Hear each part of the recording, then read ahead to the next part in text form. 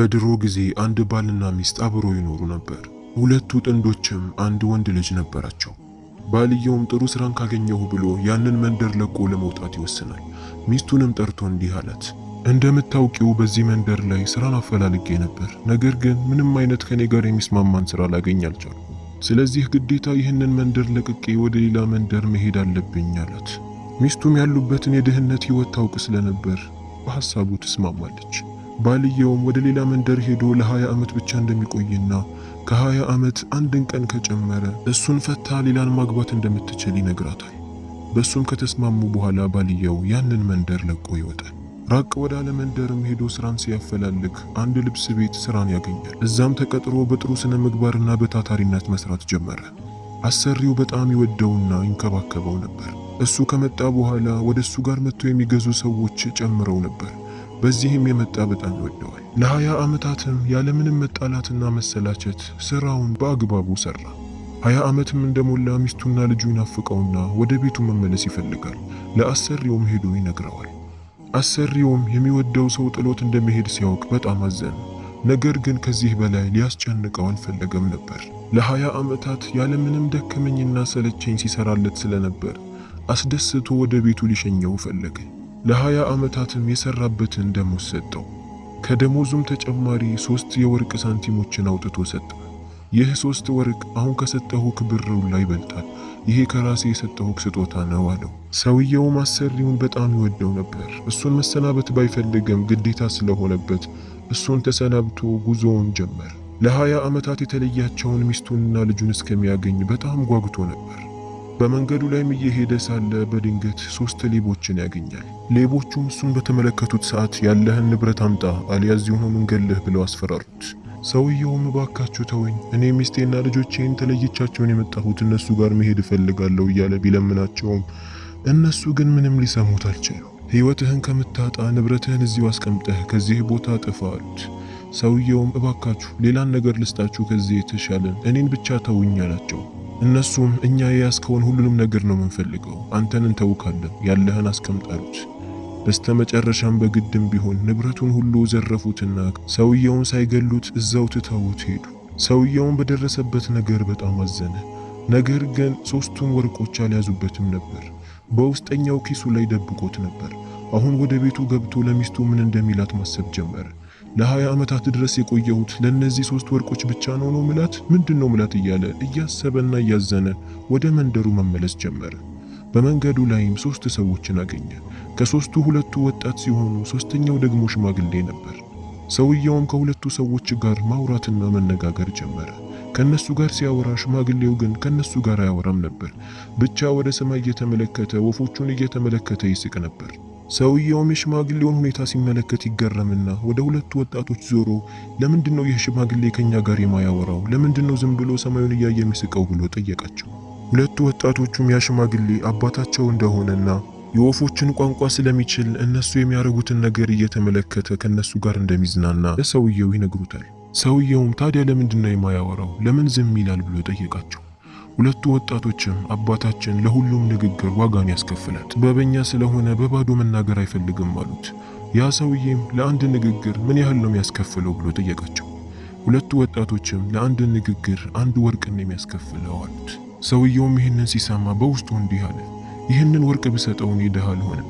ምናልባት ይህ ሽማግሌ እውነትም እነሱ እንዳሉት ምናልባት ይህ ሽማግሌ ጥበበኛ ሊሆን ይችላል፣ የሚናገረውም ጥሩ ነገር ሊሆን ይችላል። እስቲ ካሉኝ 3 ወርቆች 1ን ወርቅ ልስጠው ብሎ ያስብና ከያዘው 1 ወርቅ አውጥቶ ለሽማግሌው ይሰጠዋል። ሽማግሌውም ያንን 1 ወርቅ እንደተቀበለ እንዲህ አለ፣ ባህርን መሻገር ስትፈልግ ንፋሳማ ከሆነ ወደዛ እንዳትገባ፣ ንፋሱ እስኪወገድ ድረስ ጠብቅ አለው። ከዛም ሽማግሌው ዝም አለ። ይህንንም ሲሰማ ሰውየው በጣም ተገረመ። ለአንድና ለ2 ቃል እንዴት 1 ወርቅን ይወስዳል? በጣም የሚገርም ነው። አሁንም ካሉኝ 2 ወርቆች 1ን ወርቅ መስጠት አለብኝ እያለ ከራሱ ጋር መደራደርና ማውራት ጀመረ። በስተመጨረሻም ወደ ሽማግሌው ጋር ይሄድና ከያዘው 2 ወርቆች አውጥቶ 1ን ይሰጠዋል። ሽማግሌውም ያንን ወርቅ እንደተቀበለ እንዲህ አለ፣ ሰማይ ላይ ብዙ ወፎች ተሰብስበው ሲበሩ ከተመለከትክ ወደዛ ቦታ ላይ ሂድ፣ የሆነ ነገር ይኖራል ማለት ነው አለው። ሰውየውም ይህንን ሲሰማ ከበፊቱ ይበልጥ ተገረመ። እስካሁን ድረስ ብዙ ወፎችን በሰማይ ላይ ተመልክቻለሁ፣ ነገር ግን ወደዛ ቦታ ላይ ምን እንዳለ አይቼ አላውቅም። ይሄ ሽማግሌ ምናልባት እውነተኛ ጥበበኛ ሊሆን ይችላል። አሁን የቀረችኝ አንድ ወርቅ አለች። እሷን ይዤ ወደ ቤት ልመለስ ወይስ ለሽማግሌው ሰጥቼው ድጋሚ እንደዚህ አይነት በጥበብ የተሞላ ንግግርን ይንገረኝ እያለ ከራሱ ጋር መዋገም ጀመረ። በስተመጨረሻም የያዘውን የመጨረሻ ወርቅ አውጥቶ ለሽማግሌው ይሰጠዋል። አዛውንቱም ወርቁን እንደተቀበለ እንዲህ አለ። የሚያስቆጣህን ነገር በተመለከትክ ጊዜ ለፍርድና ለመናገር እንዳትቸኩል። ለተወሰነ ጊዜ ምንም ሳትናገር እዛው ሆነህ አስብ። ምናልባት ከዛ በኋላ የምትመለከተው የሚያስደስትህን ነገር ሊሆን ይችላል አለው። ሰውየውም የአዛውንቱ ንግግር በጣም አስገረመው። በስተመጨረሻም ሁለቱ ወጣቶችንና ያንን ጥበበኛ ሽማግሌ ተሰናብቶ ወደ መንደሩ መሄድ ጀመረ። ትንሽ ከተጓዘ በኋላም አንድ ባህር ጋር ደረሰ። ያ ባህር በጣም ኃይለኛ ነፋስ የነበረውና ዛፎችን ሁሉ የሚጥል ነበር። ወደ ባህሩም ገብቶ መሻገርን ፈለገ። ነገር ግን ወዲያውኑ የአዛውንቱን ምክር አስታወሰ። በባህሩ ላይ ያለው ንፋስ እስኪቀንስ ድረስ እዛው ሆኖ መጠበቅ ጀመረ። ከወጣቶቹ የተቀበለው የተወሰነ ምግብ ነበርና እሱን አውጥቶ መብላት ጀመረ። በዚህም ሁኔታ ላይ ሳለ አንድ ፈረሰኛ ወደሱ ጋር ይመጣል። ፈረሰኛው ያንን ባህር አቋርጦ ሊሻገር ፈልጎ ነበር። ወደ ሰውየውም ጋር ጠጋ አለና ለምንድነው እዚህ ጋር የተቀመጥከው ብሎ ጠየቀው። ሰውየውም ባህሩ ንፋስ ስላለው ንፋሱ እስኪቆም ድረስ እየጠበቅኩኝ ነው፣ ንፋሳማ ሆኖ መግባት የለብንም አለው። ፈረሰኛውም የሰውየውን ንግግር ሲሰማ በጣም ተገረመ። አንተ በጣም ፈሪ ነህ፣ እኔ ስገባ ታየኛለህ አለውና በፈረሱ ላይ ወጥቶ በዛ ባህር ላይ መግባት ጀመረ። ነገር ግን ንፋሱ ኃይለኛ ስለነበር ምክሩን አልሰማ ብሎ ከፈረሱ ላይ ወደቀና ባህሩ ይዞት ሄደ። ፈረሱ ግን ጠንካራ ስለነበር እንደምንም ከዛ ባህር ውስጥ መውጣት ቻለ። ሰውየው የአዛውንቱን ንግግር ሰምቶ በመቀመጡ በጣም ደስተኛ ነበር። ፈረስንም አሁን አግኝቷል። በዚህም ፈጣሪውን ማመስገን ጀመረ። እሱም ያንን ባህር ተሻግሮ ቢሆን ኖሮ እንደ ፈረሰኛው ውሃው ይዞት ይሄድ ነበር። ከትንሽ ቆይታ በኋላም ንፋሱ በረዳለና ሰውየው ፈረሱ ላይ ወጥቶ ባህሩን መሻገር ቻለ።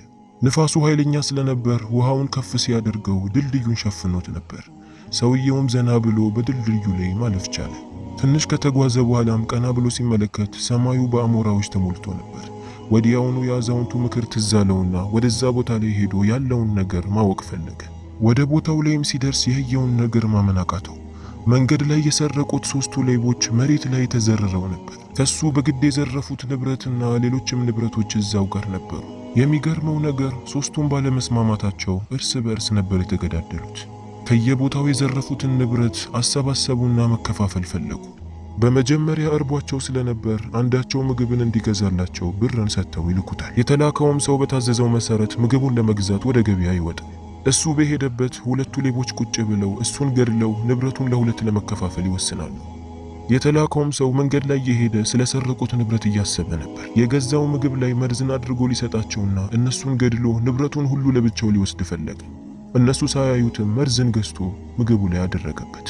እነሱ ጋርም ሲደርስ መጀመሪያ ተመካክረው ስለነበር ያንን ሌባ ይገሉታል። አሁን በጣም ደስተኛ ናቸው። ያመጣላቸውንም ምግብ መብላት ጀመሩ።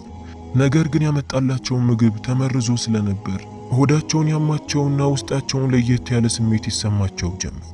ብዙም ሳይቆይ ሁለቱም መሬት ላይ ተዘርረው ይወድቃሉ። 3ቱም እርስ በእርሳቸው ክፉ በመሆናቸውና መጥፎን ነገር በማሰባቸው ከሰው የዘረፉት ንብረት ለአንዳቸውም ሳይሆን ሞቱ። ሰውየውም ይህንን ሲመለከት በጣም ተገርሞ ነበር። ንብረቱንም አነሳ። ከፈለገውም ንብረት የቻለውን ያህል መልቀም ጀመረ። ብዙ ወርቆችንና ብሮችን ለቅሞ በፈረሱ ላይ ከጫነው በኋላ ወደ መንደሩ መመለስ ጀመረ። አሁን ሰውየው በጣም ደስተኛ ሆኗል። ካሰበውና ከጠበቀው በላይ ብዙ ንብረቶችንም አግኝቷል።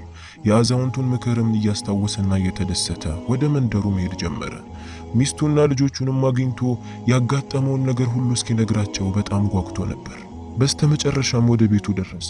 ቀስ ብሎ ወደ ውስጥ ገብቶ ሚስቱን ሊያስደነግጣትና ሊያስደስታት ፈልጎ ነበር። በድንገትም በመስኮቱ በኩል ወደ ውስጥ ሲመለከት ያየውን ነገር ሰውየው ማመን አቃተው። በሳሎኑ ላይ ባለው ጠረጴዛ በብዙ ምግቦች የተሞላ ነበር። ለማን ያዘጋጀችው ብሎ ማሰብም ጀመረ። ብዙም ሳይቆይ ሚስቱ ከአንድ ወጣት ጋር ተያይዛ እየተሳሳቀች ወደ ቤቱ ስትገባ ይመለከታል።